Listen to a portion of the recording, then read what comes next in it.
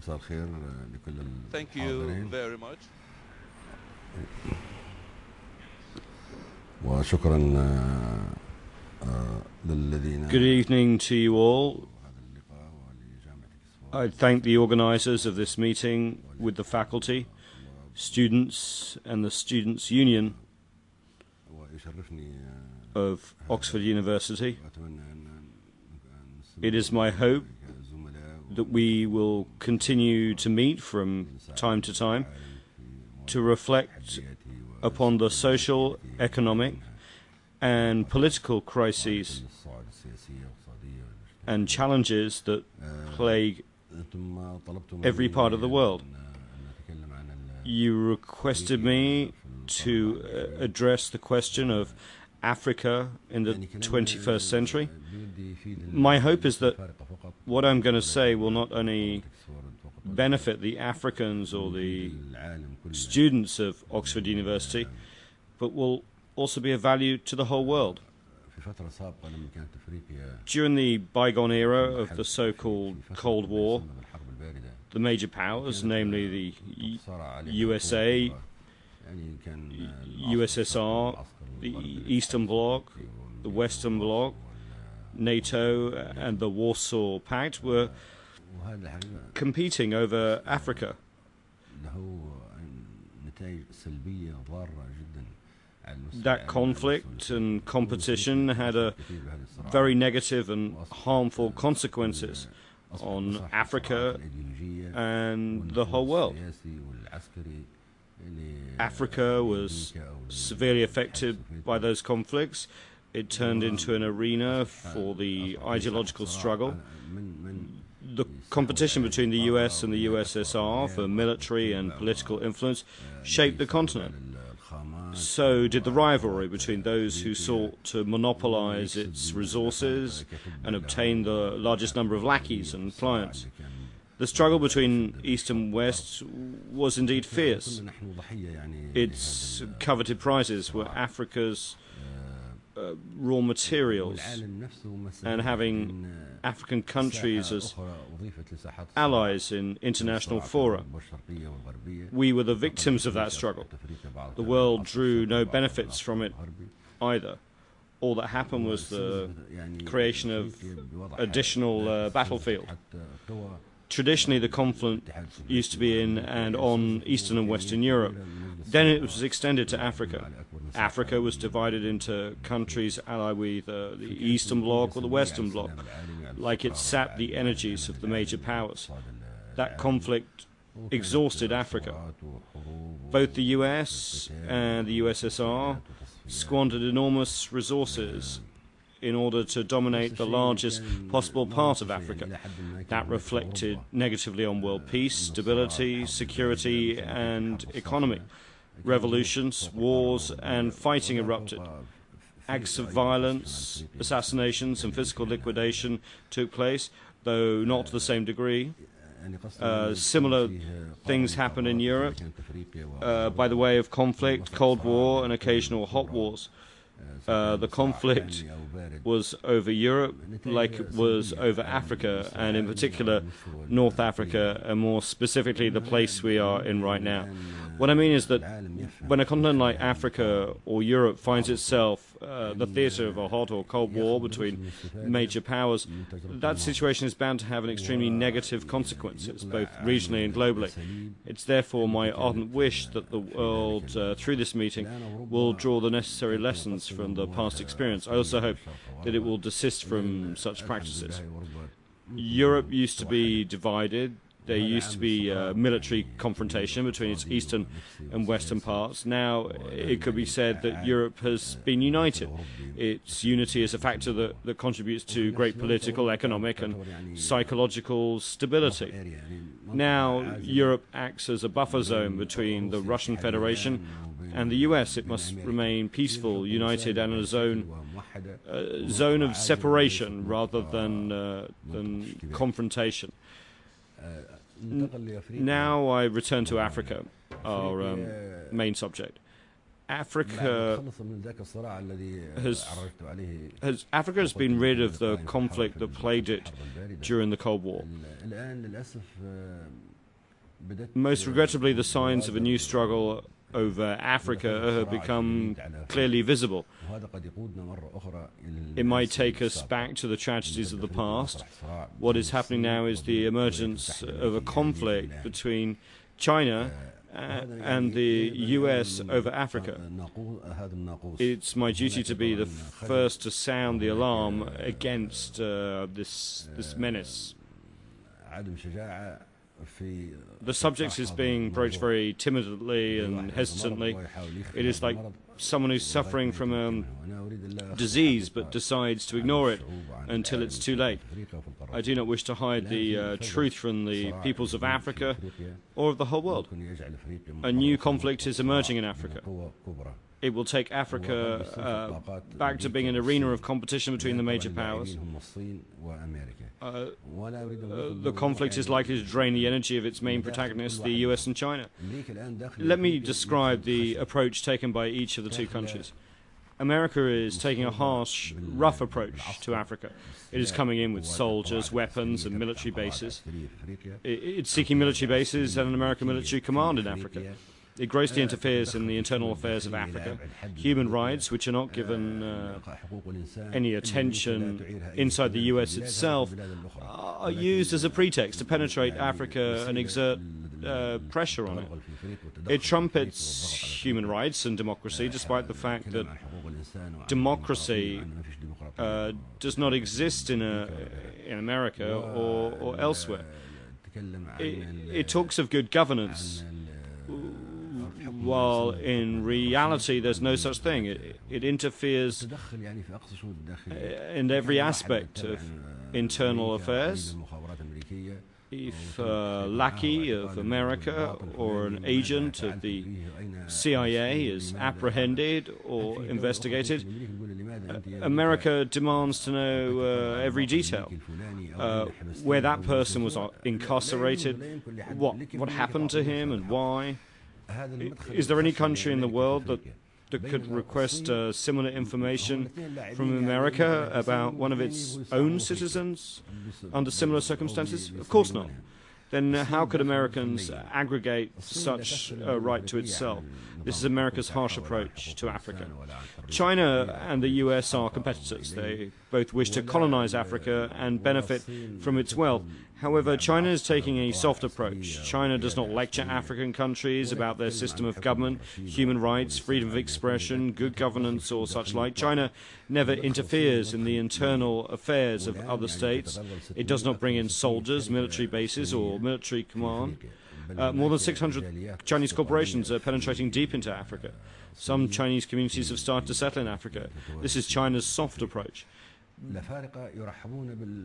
Because of that soft approach, Africans are welcoming China warmly. This will no doubt be to China's benefit. Africans are wary of the US because of its harsh approach. This is proof of the folly of American policy. The US is ignorant of the world. It always acts foolishly and erratically, as was the case in Vietnam and Somalia, and the current situation in Iraq proves. America always acts foolishly and erratically. It always is ignorant of the region where it decides to wage war. Therefore, it always loses. It would seem that China is fully aware of the psychologically correct way to approach Africa. It has come in peacefully. It has established itself peacefully. China will win in Africa. This is the alarming fact that I wish to state loudly and clearly.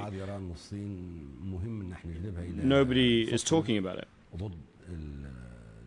Some believe that we should bring China to our side against the American Goliath. الاستعمار هو There is a colonialism that imposes itself by force, and another بالقوة، وهناك استعمار that uses gentler methods. استعمار خشن واستعمار لين. هناك من يرحب بالصين. There's a soft and harsh colonialism. نبحث عن رادع.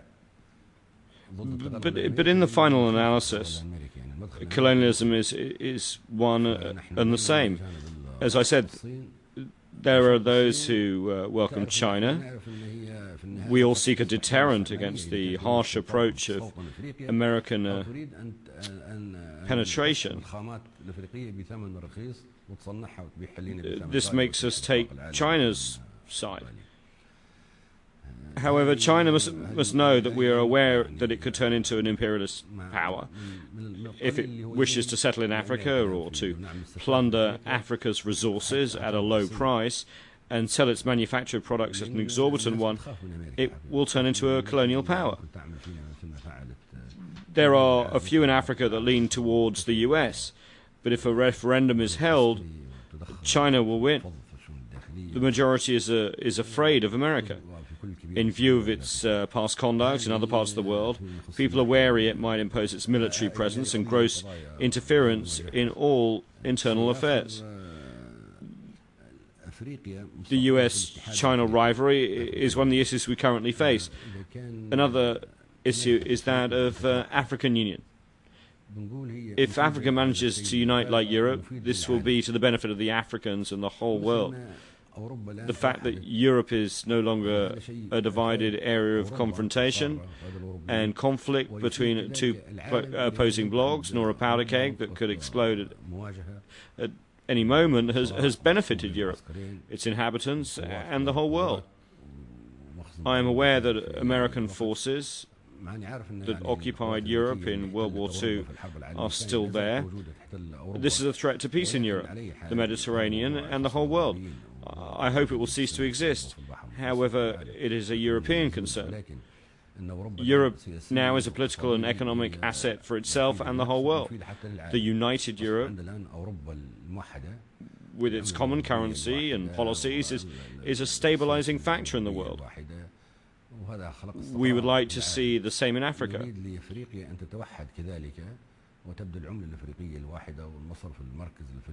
We would like to see a common currency, a single central bank, and a common security policy.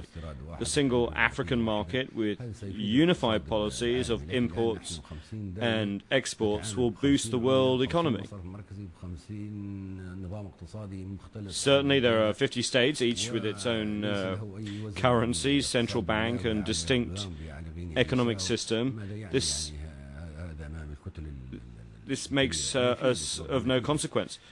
What is the combined value of the economies of Malawi and Guinea-Bissau in relation to the major blocs? How could a giant like the European Union, United States, China, or Japan waste its time in negotiations with a delegation from Gambia that wishes to buy 10 cars? If a representative of the whole African market comes along with an offer to import 500,000 cars, the situation becomes totally different. This is a client who deserves the time in view of the volume of the transaction proposed. Who is going to devote their time to negotiate a business deal with Gambia, Madagascar, Malawi, Guinea-Bissau, or even Libya with its oil wealth? It is a waste of time for anyone to negotiate with or enter in any transactions with such tiny economies. The fragmentation of Africa does not serve the world economy or the major markets. Just imagine if one of those giant economies is to negotiate with the African Federal Minister of Foreign Trade. This will be far more beneficial for the world economy in view of the sheer size of the single African market and its needs.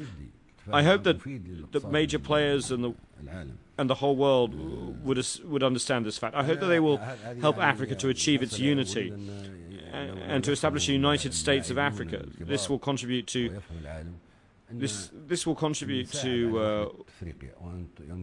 world peace, security, and stability. It will bring huge benefits to the world economy and to China and America. We welcome Chinese, American, European and Japanese commercial enterprises. However, they cannot settle our land and attempt to colonize it. Neither can they terrorize, or blackmail, or exploit us. That we can never accept.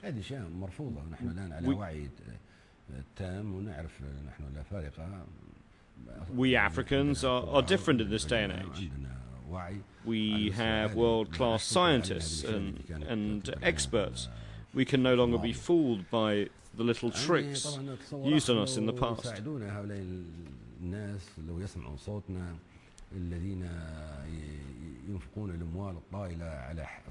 Astronomical sums are spent on the production of weapons of mass destruction, ICBMs, nuclear weapons and aircraft carriers.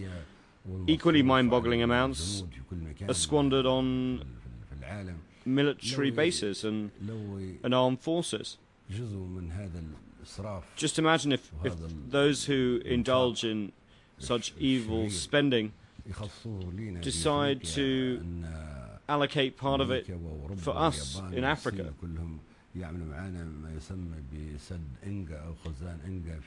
Just imagine if America, Europe, Japan and China work with us to build the Anga Dam in the Congo. It would generate enough electricity to light up the whole of dark Africa. A huge surplus would be exported to Europe via North Africa and to Asia via Egypt. Why can they not allocate a few $1 billion to help us accomplish this beneficial humanitarian work? Is this not better than military bases and armed forces? Is it not better than the talk of human rights and good governance? I do not know what. What is good governance? And what is the freedom of expression? We do not even have paper to print newspapers where we could express our opinion. We do not have broadcasting stations to transmit our viewpoints. We express ourselves by screaming, wailing and howling with pain. We have only the freedom of expression of the agony. An example of that agony is what we feel about the loss of Lake Chad.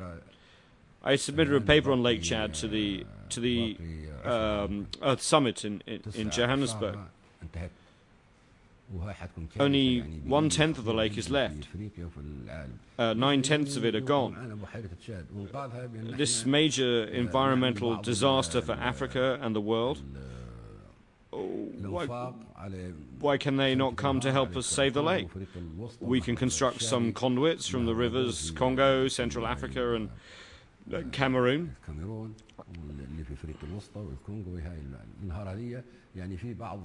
We can clear the route of the sand and the trees that obstruct it.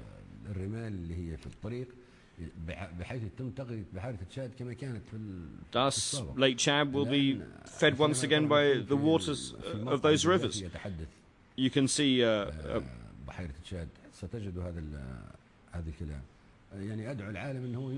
you can see my paper on the website www.agadafrica.org. I appeal to the world to join us in saving Lake Chad and building the Anga Dam. This way we would generate electricity and save one of the lungs of the world. There are two lungs of the world that give the world its oxygen. They are the Amazon rainforest and the forests of the Congo. Drought, desertification, the misuse of rivers, and the destructive conflicts in the Congo have not allowed us to save that lung that belongs to the whole world. I renew my appeal to the world to save it. There are some of the issues to which I want to draw the attention of the world. I thank you for giving me the opportunity to raise some of the questions that no one had dared to raise concerning Africa. هذا بخصوص أفريقيا. إذا في أي شيء آخر بخصوص ساحة أخرى If you have any تفضل. other questions about الأخضر وأمامي الكتاب other parts of the world, الكتاب الأبيض. please feel free to post them. وأنا أقبل الأسئلة اللي تأتي من هؤلاء السادة الذين I have the green book and the white book طلبة جامعة أكسفورد in front of me. وليس من This being a university lecture, الناس I would accept any questions from the students لأن هذه ليست and the faculty of ليست مقابلة إذاعية. of Oxford University. محاضرة جامعية. تفضلوا.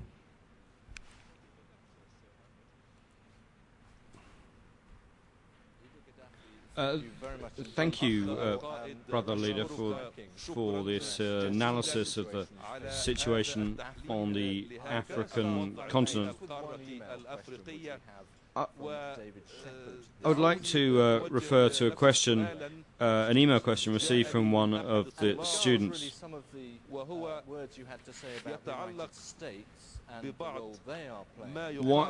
Why have you not used your forces for the solution of for some of Africa's conflicts and for the alleviation of some of the suffering in Somalia and Zimbabwe, for example? Thank you.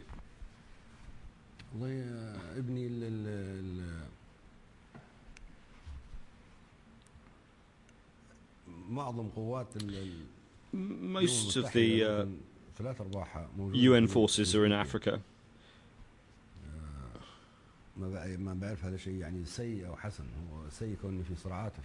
There are so many conflicts in that continent that we have requested nearly 3/4 of the UN forces to resolve them. The main culprit is the colonial powers that divided Africa. All those conflicts are tribal and border conflicts between tribes that have been dismembered by colonialism. Africa was one whole. Now we live in 50 states with tangled borders. Those borders divided the single tribe among 2 or 3 states. Take the conflict in Ivory Coast, for example. There used to be a single entity made up of Upper and Lower Volta. The colonial powers divided it into a state they called the Ivory Coast, another named Upper Volta. It was later renamed Burkina Faso. The population of a single entity was divided between 2 states. The inhabitants of the northern part found themselves in trouble for being in the south. The Ivory Coast tells those people that they are not its citizens and that they belong to Burkina Faso. As such, they should go back there. That situation precipitated the crisis that continues to plague that part of Africa. The colonial borders are the problem. The tribal conflict in the Great Lakes region is also the result of colonial borders. لكن ساحل العاج اللي في وسط السفلى سابقا ما لعند الان رافضتهم، قالت لهم انتم مش سكان اصليين، انتم تبع بوركينا فاسو. لكن الاستعمار هو اللي عمل هذا. من هنا حصلت الازمه اللي لا زالت الان موجوده في ساحل العاج. السبب الاستعمار اللي عمل هذه الحدود. بعدين الصراع بين في البحيرات العظمى ما هو صراع حتى استعمار يعني، وصراع قبلي لأن الاستعمار عمل رواندا وعمل بوروندي. It was the colonial powers that created Rwanda, Burundi, and the Congo and divided the Hutu and the Tutsi tribes among them. الصراع اللي عملوه في الكونغو والتصفية الجسدية للومومبا. Colonialism created that conflict too. Colonialism was also behind the conflict in Congo and the liquidation of Lumumba. The scramble for the raw materials of the Congo was a colonial enterprise. Who was behind the conflict over the diamonds and the uranium of the Congo that was used for the production of the atomic bomb used against Japan? It was colonialism.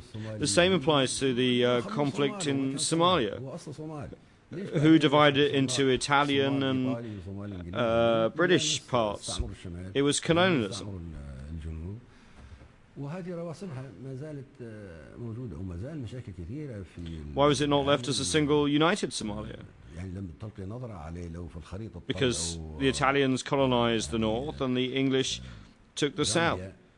The ramifications of that situation continue to live with us to this day, like many other problems in the world.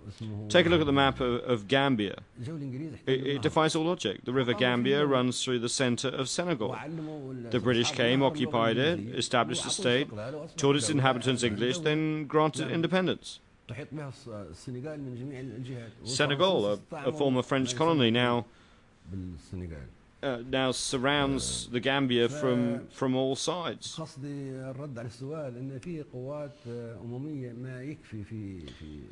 The answer to the question is that there are not enough international forces in Africa.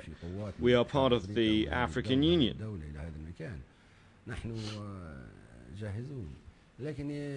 When the African Union decides to send its own forces or the forces of certain states to a given place, we are ready to participate. But the problem is much larger.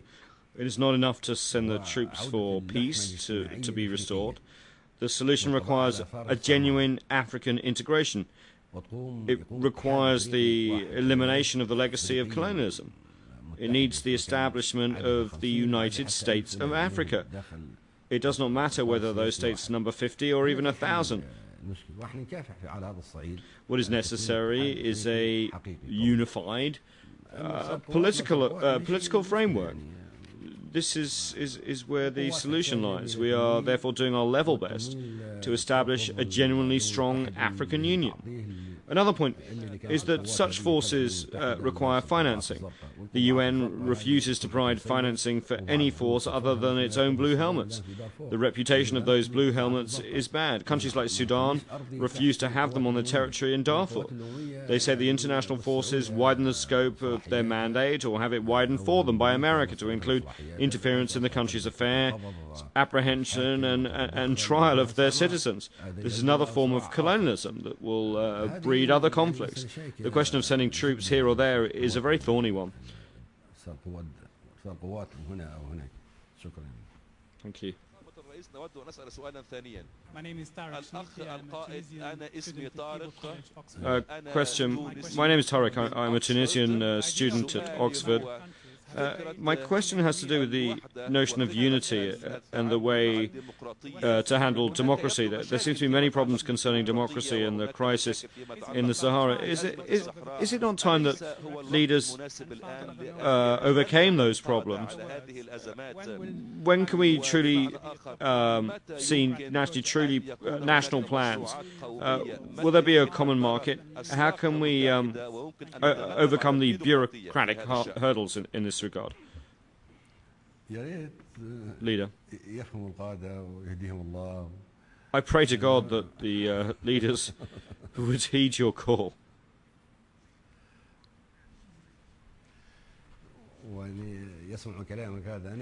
I personally share your hope.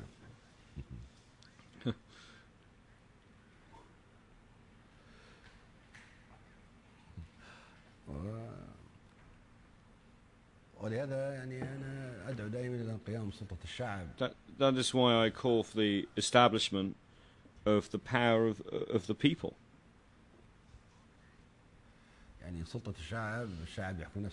The power of the people means that they should govern themselves without a ruler or a government.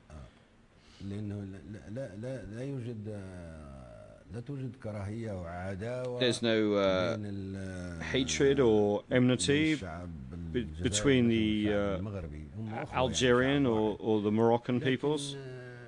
They're brothers, but they are divergent political positions among the rulers.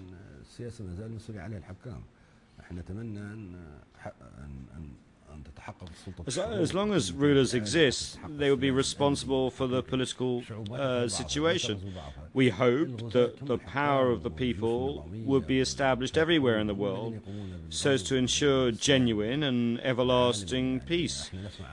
Peoples do not hate or invade each other. The rulers and the standing armies are the ones who invade and conquer. They are the ones who threaten world peace.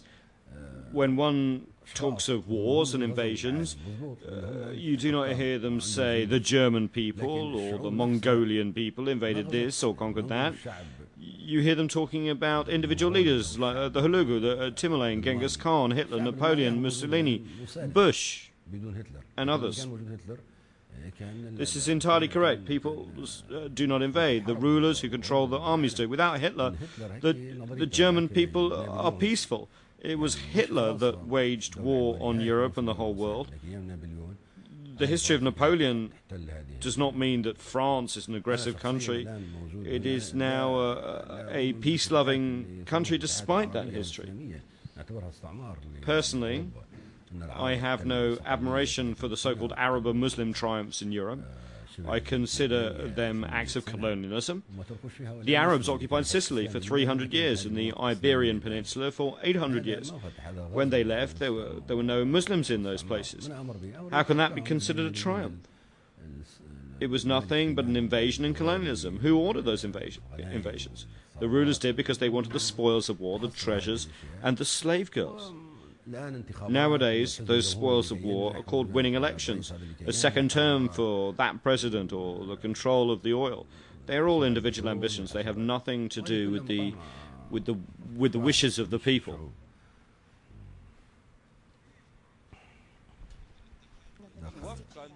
Question. In your opinion, would it be appropriate for the African Union to intervene militarily in the Sudan without first securing the consent of the Sudanese people as a whole in Darfur?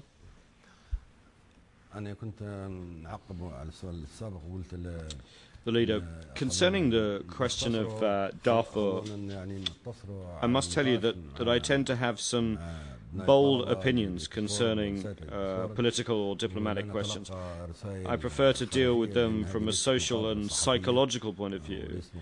I am neither a politician or a diplomat. I am the leader of a revolution and a social reformer.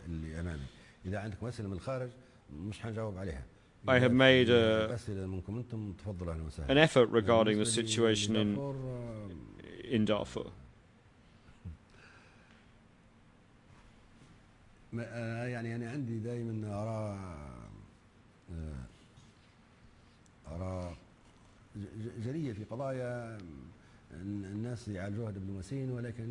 Hundreds of its elders, sultans and citizens came to me to discuss a solution of the problem. As long as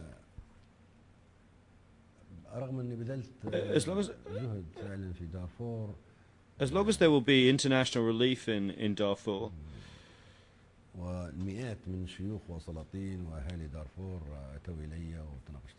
there will be conflict, refugees and displaced persons.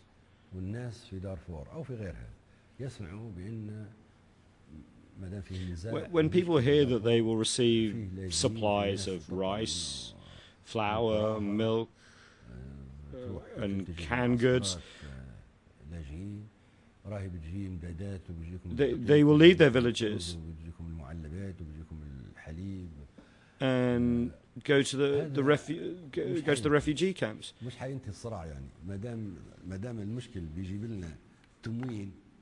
If the crisis is going to give us all this food, then why solve it?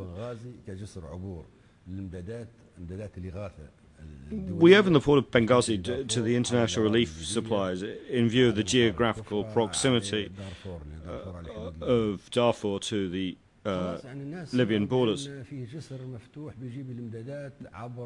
We decided to allow the relief supplies to go through our territory.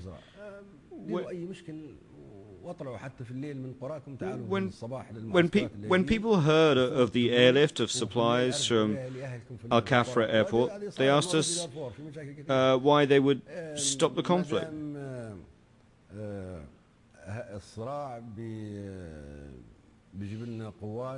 Some were told to create an incident in order to leave their villages at night, go to the camps to get the supplies during the day, then take the food back to their families in the village. This was not the only thing that happened in Darfur. Many other problems arose. If the conflict is going to bring us international forces, it means we will serve those forces, have business dealings with them, and at the same time they will be like a policeman protecting us. This is yet another reason to prolong the conflict. When a crisis is internationalized, the political and military rebel leaders become celebrities. They talk and the world listens. They appear to be leaders defending the cause of the oppressed and marginalized people. This is another temptation to prolong the conflict. Once resolved, they will lose their celebrity status. Therefore, I believe that the situation like Darfur and in similar situations, the solution is to leave the place and its people alone. They will be able to solve their own problems. It's not really impossible to solve. What was made it dangerous and complex is the interference by outside forces. It's also said that it's a conflict between China and the US over Darfur because of the discovery of oil. Then it stands to reason that there is an international interference that is creating and fanning the flames of this conflict. It is truly a conflict between colonial powers. So what is to be done? If the conflict in Darfur is becoming more complex because of the competition for influence between China and America, then what can we do? If the major players with their economic ambitions are the ones that are creating the crisis, then what can we do? If China is against you and the United States is against you, then they're both working in this particular region. What can our forces do? To whom can we send our troops?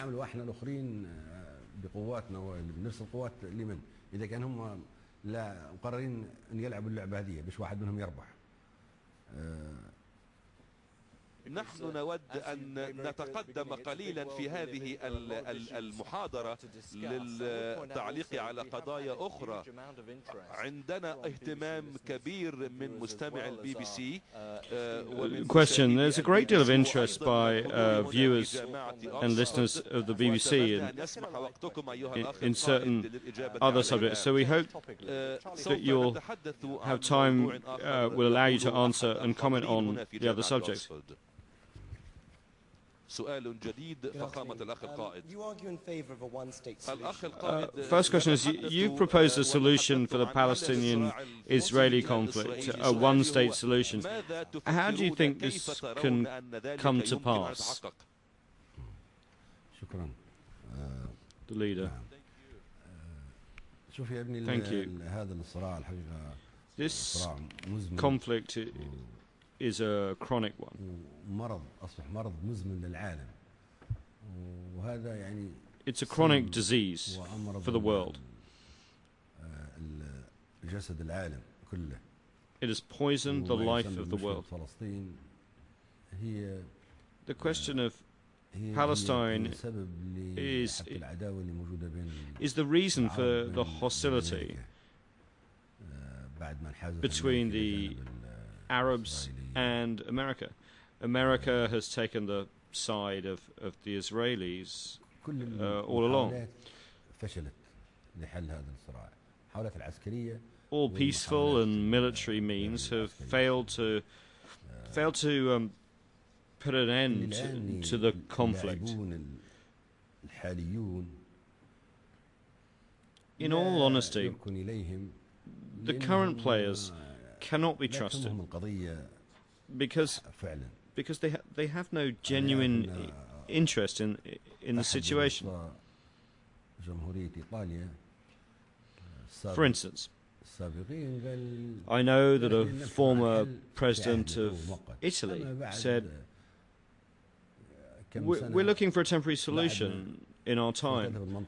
Later on, let the whole region go to hell. We're not responsible for it. Finding a temporary solution means taking palliatives and painkillers. This in itself is of extreme gravity.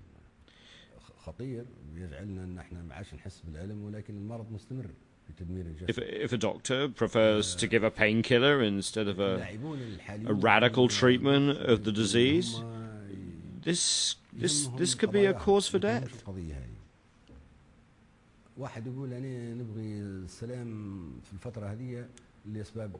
A painkiller numbs the pain, while the disease continues to destroy the body. As I said, the main players now have no genuine concern for a solution. They might have their own commercial or security reasons to want peace or something like it at this moment, but no interest in a solution. Some in the region might wish to consolidate their hold on power. They pretend to make an effort to solve the problem in order to be seen as a stabilizing factor who must not be allowed to fail. So he stays in power to serve his own interests and not those of finding a solution.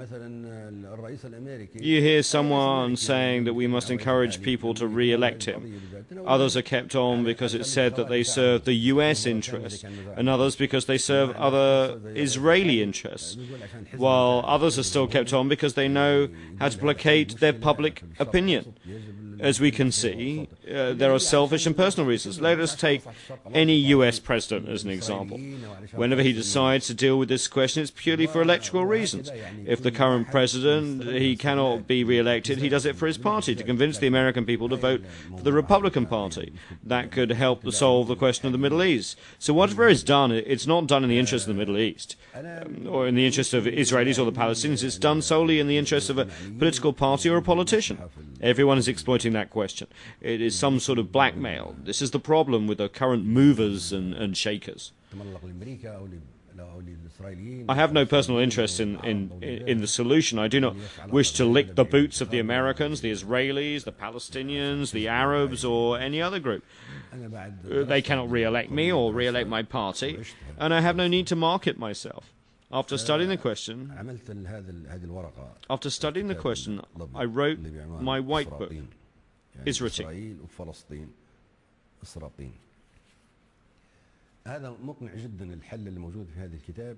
i.e., Isra'Team means a state made up of Israel and Palestine.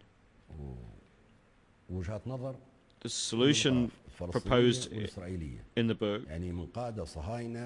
is very convincing. It distills the opinions and the viewpoints of numerous Palestinian and Israeli personalities. Some of the Zionist leaders and founders of the State of Israel believe that the present situation is a grave one, and it does not solve the problem. The Palestinians also have a similar view. Major world powers share that. Powers share that vision. The ultimate historical and correct solution lies in the establishment of a single state for the Palestinians and the Israelis. The establishment of that democratic state should take place under the supervision of the UN. Elections must be held under UN supervision. We must rid ourselves of the racism. If an Israeli or a Palestinian wins the election, it's of no consequence. They're all Semites in the final analysis. Arabs and Israelis are cousins. The Israelis have nowhere else to go. They have been expelled from all parts of the world. If they choose to live in this place forever, they must live in peace and harmony with it. They must not be a force for aggression. America can't protect them forever. No one can protect them forever. Maybe one day they will find themselves all alone without an American umbrella. It's their own interest to accept the other party and integrate with it. When can that happen? Only when a single state is established. To talk of a pure Israeli state with a single religion, language and race is to talk of an exclusivist, reactionary approach. It is like going in the middle of the sea with a handful of dust hoping it does not get wet. This is impossible. Israel lives in the middle of a sea of Arabs. How can it maintain its purity?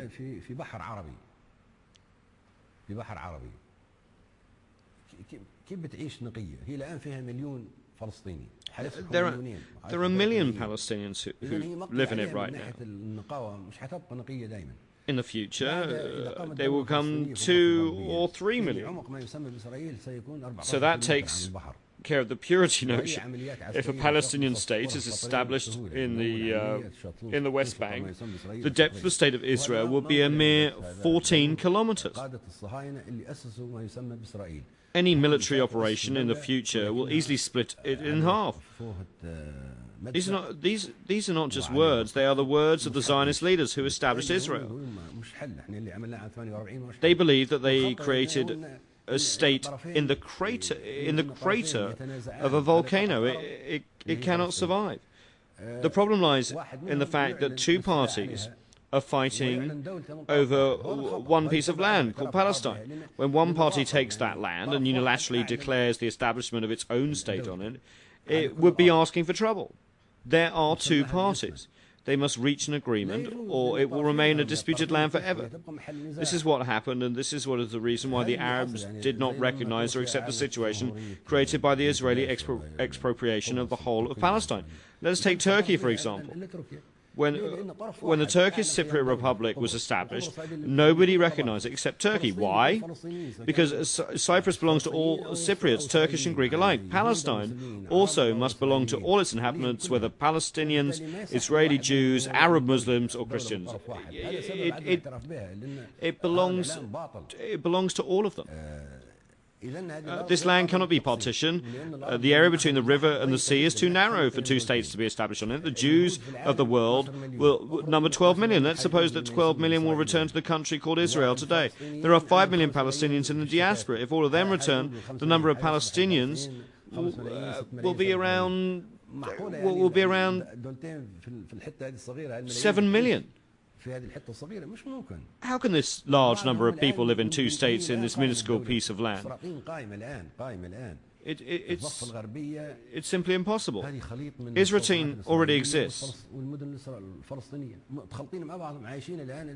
The West Bank contains both Palestinian towns and Israeli settlements.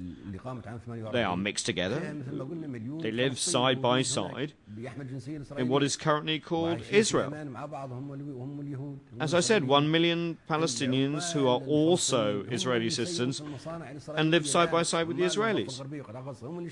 The Palestinian workers are the ones running Israeli factories. The workers from the West Bank and Gaza Strip are working in Israel of 1948. The 2 groups are fully interdependent in the fields of goods, services and security.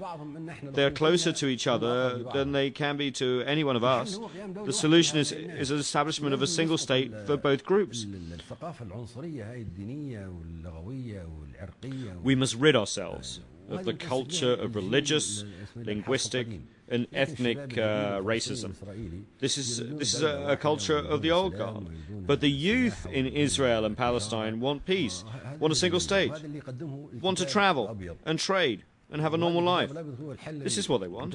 This is what the White Book proposes, and the solution, I am certain that the solution will impose itself because it does not emanate from selfish interests like those of the current players who lie to people and deceive them. I do not do that.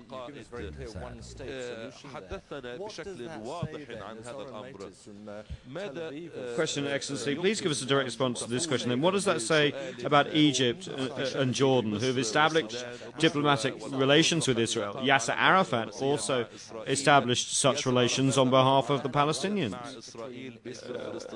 You have no problems with Israel. Why can't there be not be diplomatic relations between Libya and Israel? The leader. The question puts the cart before the horse. It's not a matter of diplomatic relations. It's a matter of solving a problem. ما تقوليش يعني لحم شاة ني قال ليش ما تاكل؟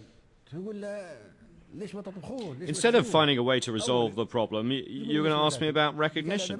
It's like giving someone raw meat and then ask them why do they not eat. The question should be why was the food not cooked in the first place? And then the question about eating could arise. Why am I saying, what am I saying? I'm saying that to order priorities should the situation of the problem first, and then we should talk about recognition. Without such a solution, I don't think there's room for raising the matter of recognition.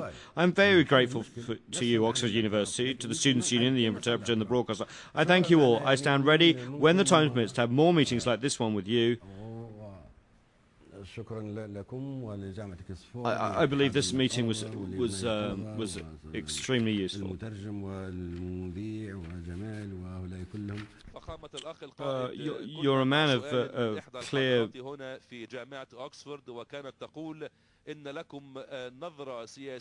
You're a man of clear and political vision and wisdom. What advice would you give to the leaders in Iran and the US to address the problem between their two countries? Leader, if it's Iran's nuclear program is for peaceful purposes, I don't see why anyone should object to it. I believe nobody has the right to object to it. What is the real question? Is it the prevention of the proliferation of nuclear weapons, or is it preventing the countries of the third world from making use of nuclear energy? Iran says that to deprive it of the right to use nuclear energy for peaceful purposes is tantamount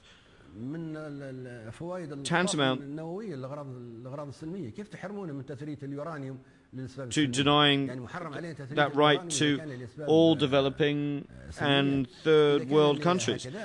They ask, how can you prevent us from enriching uranium? If such enrichment is for peaceful purposes, then no one can object to the Iranian program. If it's for military purposes, then Iran could say that it's willing to relinquish its nuclear program only if other countries, not just Libya, do the same. The production of nuclear weapons continues unabated. In the Middle East, there is a huge arsenal of weapons of mass destruction. In Dimona, Pakistan has nuclear weapons. India has nuclear weapons. China is a nuclear power. Russia is a nuclear power. All those countries are geographically close to Iran, and Iran asks why I should be the only country not to allow to possess these weapons. Many other peoples, including Arabs, are asking the same question. For instance, Egypt could say, if the Israelis are allowed to have nuclear weapons and missiles, and Iran is going down the same route, why should I not have the same right? Syria could say the same. If the question is what are weapons of mass destruction, then I said Iran could argue that it could destroy its nuclear program only when all military nuclear programs are brought to an end and when all nuclear weapons are dismantled. However, Iran thus far has not admitted that it has a program for military purposes. It says that this program is exclusive for people purposes and therefore nobody has the right to ask it to stop. Thank you all. With this, I bring our talk to an end.